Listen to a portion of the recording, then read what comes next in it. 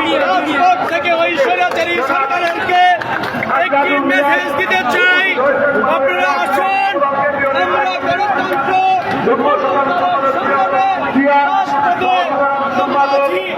আমরা একটি কথা বলতে চাই, ওই স্বামী কথা বলতে চাই, আপনারা আসুন, পুলিশ ছাড়া আসুন, দেখি 24 ঘন্টার আলটিমেটাম দিলাম, ওই স্বামী আমাদের সাথে পারবে না।